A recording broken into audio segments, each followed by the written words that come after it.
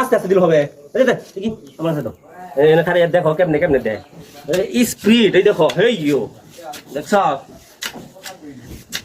machine machine মেশিনের মতো বালু দিতে হবে বাহ কি রাহুল স্পিড ঠিক আছে হ্যাঁ 2 মিনিট লাগবে বড় বালু দিতে